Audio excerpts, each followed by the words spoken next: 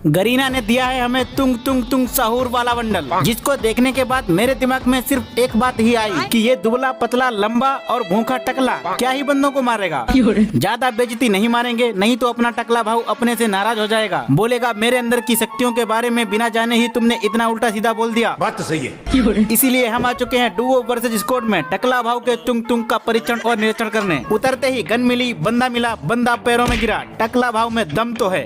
तो एक बंदे को खत्म करने के बाद हम दूसरे बंदे की तलाश में ऊपर जा रहे थे। लगता है इस बंदे के बाबू का कॉल आ गया, गेम खत्म करके जल्दी जा वरना वो तुझे निपटा देगी। एक किल चोरी करवाने के बाद हम दोबारा ऊपर जा रहे हैं और ये हुआ दूसरा किल चोरी। आज पता चला कि सोलो वर्सेस स्क्वाड क्यों खेलना चाहिए।